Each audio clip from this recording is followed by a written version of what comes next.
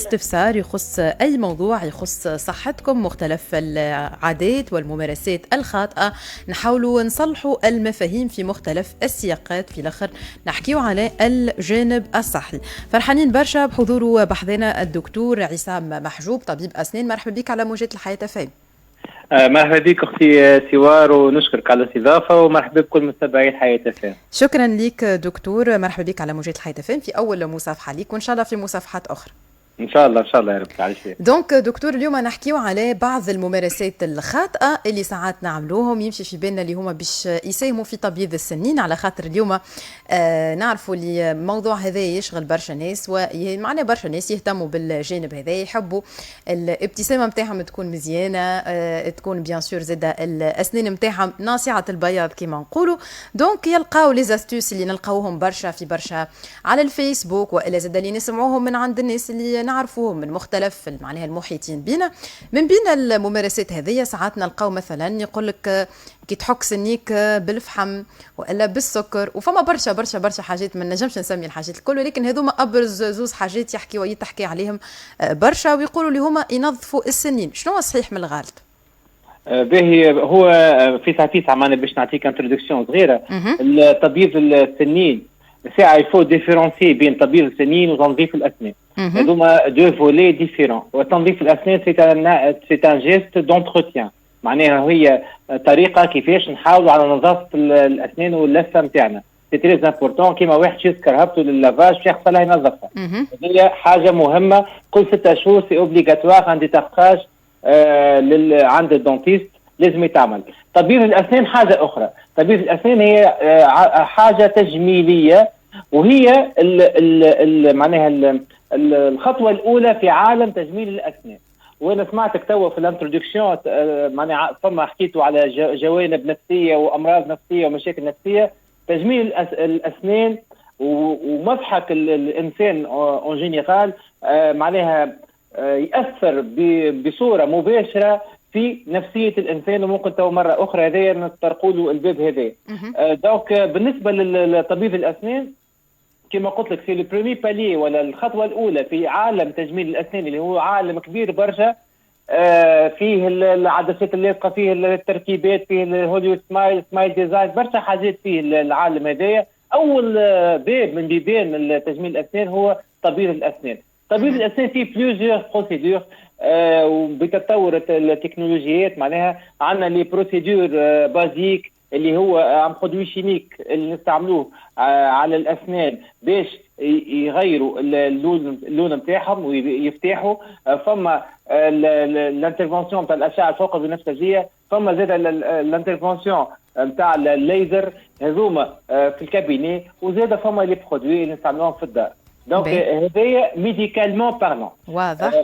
فوالا. دونك كان باش نحكيو طبيا، معناها عندنا طبيب الاسنان في عياده طبيب الاسنان عنده الماتريال اللازم باش يحمي لك سنيك، وباش يحمي لك اللثه نتاعك، وباش يبيض لك سنيك.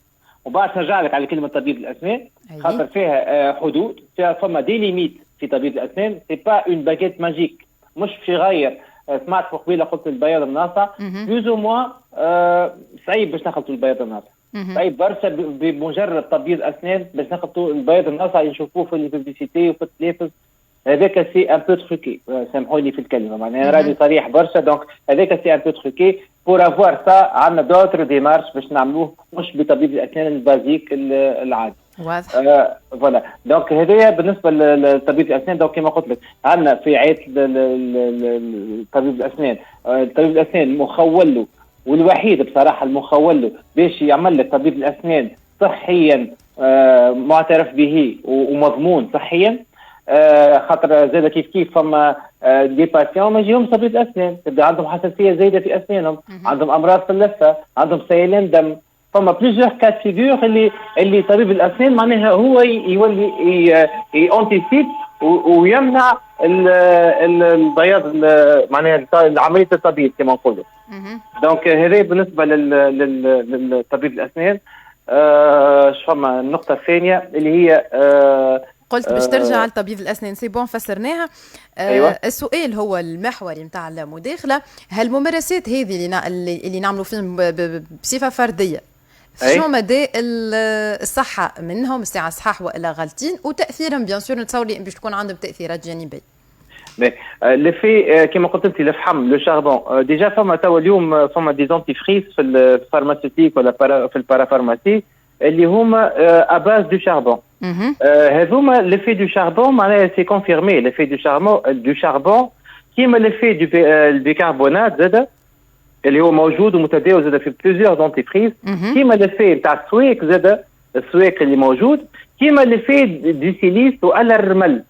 كان تعرف انا مثلا عندي جدي الله يرحمه معناه يقول لي كيف نمشي نعوم يقول لي مثلا هز الرمل تبدا تعوم هز الرمل مبلول بالماء البحر وحك به سنيك. هذاك يعطيك انستانتانيمون معناه جوست ابري بعد ما نحك سنيه بالماء الرمل المضمض بالماء البحر دونك بعد كي تنظر ما يشوفوك تحسهم بيضوا. اون فيت شنو يعمل هو؟ يعمل معناه كيما الحكان معناها حكان نتاع القشره الخارجيه نتاع السنين كان ثم بلاك احنا بلاك معناها ماكله راسبه على سطح الاسنان سرا اليميني اي اوسي كان ثم كوش فين خارجيه نتاع السنه زاد سرا اليميني وهذا المشبه دونك دونك فوالا دونك هيك علاش تشوف انت اوتوماتيكمون بياض كوقتها ما يراهو مؤقت راهو البياض ما يدومش هذاك خاطر هو اون فيت سي ان افي انستانتاني وقتها ومن بعد بطبيعه باش تاكل من بعد ولا حاجه مش يرجع كما نقولوا كالغمقيه تغمق شويه ولا تصفر شويه ولا اللي هو مي سي سا معناها الاستعمال الشربون ولا السويك ولا كما قلت لك توا الرمل البحر ولا فما شكون يستعمل السكر فما برشا حاجات هما. أنا قلت لك اكزاكتومون سو سون دي بليزيور بروسيدور كيف البيكربونات. الوغ لا البيكربونات الحق نحذر المتتابعين بتاعنا على البيكربونات سيرتو تو لي دونتيفريس فيهم بيكربونات خاطر عنده افي بالحق كيف نقولوا يقصر معناه ينحي اون كوش دو لا دون سي لو بلوز اغريسيف. كان نختاروا بينات هذوما كلهم انا نحط جو كلاس معناها الاكثر واحد اقل خطوره هو اللي بالسويك ومن بعده يجي الرمل البحر المبلول ومن بعد نلقاو الشربون ومن بعد بيكربونات اخر واحد في بالطبيعه كما قلت انت فما برشا مواد اخرى يستعملوها العباد. باهي نسألك دكتور هل انه كي نحطوا ديريكت الشربون على الاسنان نتاعنا ما ينجمش يعمل مشكله صحيه والا عادي؟ على خاطر احنا حكينا على الدونتيفريس اللي هو اباز بالشربون مش المكون الاساسي يعني المكون الاساسي ولكن مش المكون الوحيد نتاعو الشربون. لهنا نجموا نقولوا عادي ولكن كي نحطوا ديريكت الشربون على الاسنان الفحم نحكيو باش الناس اللي يفهموا فينا شنو نقول لك اختي سواره معناها الفحم اون لوي ميم ما عندوش مشاكل باش نبداو باش نحكيو بطبيعه مش نبلعوه احنا وباش يهبط في المعده نتاعنا. دونك هو حد وحد مش حك به يفرك به سنيه يحك به سنيه ويمضمض وحاشاك يبصق معناها هذه العمليه اللي بلوز مو نسمعوا فيهم ايش يعملوا العباد معناها كيما السويك راهو باش ما نبعدوش لي دو كا معناها على بعضهم. السويك سي لا ميم شوز معناها باش يشد السويك وباش يحك به سنيه ومن بعد باش يطيش وبعد باش يمضمض ويطيش السويك وحاشاك يبصق البرودوي اللي فيهم مش فيبلو. دونك هنا السويك معناها عنده ليفي زاد كيف انستانتاني على السنين مي عنده مالوريزمون ياثر على الغب ويصير احمرار في اللفه نتاعنا وهذا انا معناها افير اتونسيون معناها بالنسبه للسويك في الفم باهي كيف نحكوا به الاسنان فقط اما اللثه ماذا بينا اون ايفيت باش نحكوا به اللثه خاطر هو يجرحها وان بليس يعملها كيما معناها الانفلاماسيون في اللثه تحمار وتغميق حتى الكولير بتاعها وان فيت هذاك اللي يعمل هو الكونتراست بين لون اللثه ولون الاسنان هو اللي تحس انت اللي هي سنيك بياضت اور هو ممكن كما قلت لك ينحي الى اليمين اون كوش فين من البلاك الاكل الراسب على الاسنان وبتاتر ينحي شي كوش صغيره من السنين مي راهو مش البياض اللي معناها احنا ولا المرضى بتاعنا يستنوا فيه ولا يوجعوا عليه. دونك هذه معناها سو سون دي بروسيدور ناتوريل موجوده راهو في العادات والتقاليد نتاعنا مي معناها ديما نقول نستعملوها باحترازات معناها وبانتباه وبحذر، خاطر كما قلت لك مثلا السواك ما يلزمك كان تحب تستعملوا على سنين مش على لثه. الفحم كيف تستعملوا على السنين قالوا لا بالحق هذاك بليس مش على اللثه، ويفو ايفيتي اللثه تنجم تجرح، خاطر تجرح اللثه نتاعك باش تعمل لك اون انفيكسيون في او نيفو دو لا جونسيف. دونك هذوما دو كا مثلا هاني حكيت لك عليهم بطريقه معمقه شويه. كيف فما بليزيور اوتر شوز. البيكربونات بالحق ايفيتي معناها هذاك انا جو لانتيغدي بصراحه البيكربونات. وين تلقى دونتيفريس فيه بيكربونات ماذا بيك ما تستعملوش بصراحه، خاطر هذاك يقلع اون كوش معناها من السنه نتاعنا. هذوما كان عندك انت دوتر برودوي معناها تعرفهم ولا سمعت عليهم؟ زاد قول لي نقول لك معناها شنو هو جينيرالمون هذوما هما لي برودوي اللي معروفين واللي حتى تحسها نصيحه من معناها متوارثه من الاجداد، الحاجات اللي كنا نسميو فيهم دكتور. دونك السؤال الاخر هو مثلا استعمال السواك والا الشربون، الحاجات اللي سميناهم اللي نجموا نستعملوهم كما قلت انت ولكن باحتراز كما قلت. قديش من مره مثلا في الجمعه والا في الشهر يلزمنا نستعملوهم وما نفوتوش يعني عدد المرات؟ والله من نجم الشخصي سوار نعطيك، خاطر انا جو سوي معناها كما نقولوا طبي اكثر مني، ولو انهم هذوما حوايج نقولوا علاج طبيعي صحيح. مي بون كيف تقول لي انا دونتيفريس قداش من مره تستعمل؟ دونتيفريس مثلا دونتيفريس فيه المسواك، هل أنه نجموا نغسلوا به كل يوم كما العادة يعني في النهار بعد الفطور؟ هو مادام وصل دونتيفريس وفيه السواك نورمالمون نتعاملوا معاه كدونتيفريس عادي. بار كونتر الدونتيفريس اللي بالشربون هنا انا نصيحتي هو باش نستعملوه مرة في النهار. شخصيا انا معناها ننصح اللي نستعملوه مرة في النهار. علاش؟ خاطر إلي ان بو اغريسيف على الاسنان نتاعنا. دونك باش نستعملوه برشا مرات اون فيت ما فماش ريزلتا. هو كيفاش تحك مره ولا تحك 3 مرات نفس الريزلتا مش تلقاه. دونك انت كيفاش تحك به مره تحك بالدونتيفريس اللي فيه الشربون مره، والدونتيفريس العادي اللي هو فيه الفليور العادي الكلاسيكي هذاك المرتين الاخرين. الدونتيفريس جوست رابيل اللي يتبعوا فينا معناها حكين الاسنان راني انا ننصح بعد كل وجبه نحكوا سنينا. قبل كنا نقولوا 3 مرات في النهار معناها الصباح نص نهار وفي الليل، بعد الفطور الصباح بعد الفطور نص نهار وبعد العشاء. انا اليوم معك تشوف مع الحياه ومع معناها نسق الحياه اللي نعيشوا فيه معناها الواحد بريسك عنده قهوه الصباح، بعد مع 10 يعمل لمجه، بعد مع نص نهار يفطر، بعد من 4 لمجه، بعد العشاء. دونك هاك تشوف هذا مينيموم يمشي ياكل 5 مرات. انا معناها لو كونسي نتاعي هو باش كما نقولوا اشاك فوا ياكل حاجه يغسل سنيه من بعد. سي تري امبورطون بصراحه. ورمارك بالله على البلانشيمون. لو بلانشيمون راهو سي با اون باغيت ماجيك. نصيحتي انا بور اون فوا ما عملتش واحد معناها بلانشيمون قبل ما يسالش فازي يشوف شنو الريزلتا. صوت بعيد شويه دكتور مانيش قاعدين نسمعوا فيك بالباهي. تسمع فيا تو هكا؟ اي واضح. باهي الميكرو سامحني لك علاش.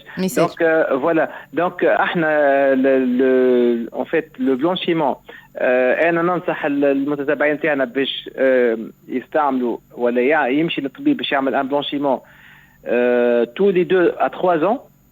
ما يعملوش اسي فريكامون. علاش؟ خاطر اللي يضر يوصلني مش بطريقه فريكونت معناها مش برشا مرات. لا مره قلت لك انا خاطر هو طول عمر الطبيب يشدك عامين ماكسيموم 3 سنين انت واللهوه نتاعك.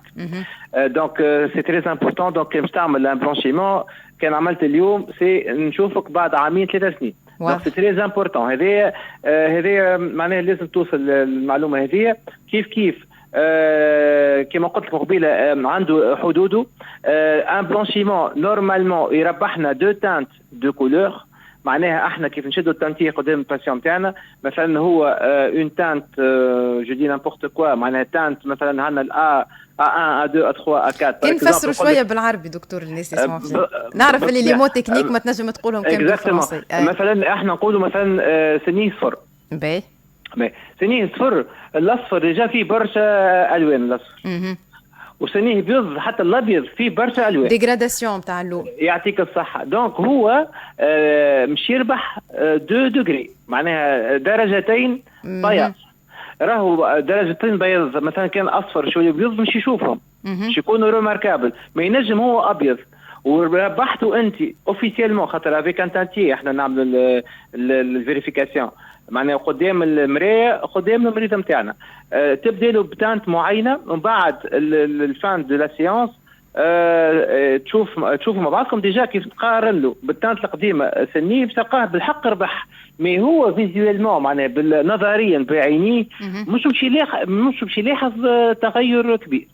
قلت لك هذوما معناها ديكا مش بالنسبه للمرضى الكل، مي مرضى معينين انت اوفيسيلمون ولا في الملموس ربحت 2 دوغري، مي في بالعين المجرده يعطيك الصحه ما يتشافوش لي 2 دوغري، ويقول لك راهو ما تبدلش كولور ولا حاجه. اور كيف تحطه قدام التانتي يشوف هو بالحق ما ديفيرونس بين كيفاش كانوا سنيه كيفاش ولا. دونك هذه معلومه لازمها توصل للمتتبع نتاعنا، خاطر راها كيما ناكد راهي سي با اون باغيت ماجيك، وماهيش البياض الناصع اللي اون فيت ما نجمش ناخذوا احنا دهن ولا سيرفاسير ولا حاجه باش نعديوها على السنين باش يبيضوا برشا. لا هو سي ان برودوي شيميك مش يدخل وسط السنه ومش ينحي منها كل ما هو تصبغات والوان خارجه على السنه. معناها بصوره اخرى كان لون السنه راهو اصفر، وهنا حدود التبييض كان لون السنه الاصلي اصفر، راهو التبييض العادي راهو مش يغير اللون الاصلي للسنه، راهو مش يقعد اصفر. دونك هنا وهنا ريمارك اخرى معناها في لي ليميت ولا حدود التبييض. حدود التبييض فما تصبغات ولا الوان داخليه وفما الوان خارجيه. التبييض افيكاس وناجع 100% و 90% في حالات التصبغات الخارجيه. التصبغات الداخليه اللي ترجع لاسباب عده، منها الوراثه، ومنها مثلا المراه الحامل تشرب بعض الادويه اللي هي تصفر السنين، كما الدواء معناها المعروف اللي هو تتراسيكلين، اللي هو تشرب لامراض معينه قبل كانت تاخذ المراه ولا الراجل ياخذه مي بخطا، هي اخذته ما في بالهاش بروحها حبله وشربته، دونك ولدها اوتوماتيكمون يهبط سنيه صفر. وكيف فما برشا امراض تخلي كولوراسيون ولا تلون ولا تصبغات في الاسنان. كيف زاد فما مرض الفليوروز ولا النسبه الكبيره نتاع الفليور في الاسنان، هذه يعطي تلونات في الاسنان من الابيض طباشير للاصفر للبني للاسود. فما زاد مرض لاميلوجينيز امبارفيت والدونتينوجينيز امبارفيت، هذوما مرضين اللي في التكون نتاع القشره الخارجيه نتاع السنه والقشره الداخليه نتاع السنه. هذوما مثلا حدود توا على الطاير، هذوما توا اللي انا جاوني في ذهني حدود التبييض، وما يكونش افيكاس التبييض العادي. نوليو نعملوا لهم حلول اخرى كيما الغلافات، كيما العدسات اللاصقه، كيما برشا حلول اخرى نجموا نعملوهم للمرضى نتاعنا. دونك كتبييض معناها فقط معناها كسوليسيون كحل التبييض العادي الكلاسيكي كو سوسوا باللي غوتيير معناها بك الطواقم نحطوا فيه البرودوي نحطوه في الفم، والا تبييض عبر البرودوي شيميك هذايا نحطوه نابليكيوه على السنين بالوقت معناها نستناو الوقت كما نقولوا. كل مسحوق عنده البروتوكول نتاعو، كل 15 مينوت نبدل ولا كل 20 مينوت ولا كل 30 مينوت نبدل البرودوي، وصولا الى استعمال الاشعه الفوق بنفسجيه اللي هي معناها الاكتيف معناها تحير كما نقولوا وتعطي افيكاسيتي اكثر للبرودوي بتاعنا، وصولا للليزر اللي هو زاد كيف بريسك نفس المفعول كما الاشعه البنفسجيه، اما عنده معناها ديزاتو وعنده ديزافونتاج خير من الاشعه الفوق البنفسجيه اللي هو يشتغل بدون الام للمريض نتاعنا. وهنا نلجؤوا له خاصه في الحالات الحساسيه الاسنان، نوليو نعملوا معناها الليزر في تبييض الاسنان. دونك هذوما كلهم لي فاكتور ولا الطرق التبييض الاسنان. كما قلت لك فما حدود، ماهيش باكيت ماجيك، ماناش باش نعملوا سحر احنا باش نبيضوا السنين. فما حدود في عمليه تبييض الاسنان، كان ماناش ساتيسفي احنا بالريزلتا فما حلول اخرى تنضاف بعد تبييض الاسنان اللي هي جينيرالمون تكون كوسميتيك، تكون معناها غلافات كما قلت قبيله، دي فاسات، برشا حاجات اخرين. يعطيك الصحه دكتور عصام محجوب طبيب اسنان على كل المعلومات هذه، الحقيقه معلومات قيمه. شكرا لك على قبولك التدخل معنا، ان شاء الله في فرصه قادمه ونحكيو اكثر على ميدان طب الاسنان. ماضي ساعتين، شكرا لك. ماضي ساعتين و56 دقيقة، مازلنا مواصلين معكم في سانتي 5.5 حتى الأربعة متاع العشية. موجز الأخبار مع الزميلة من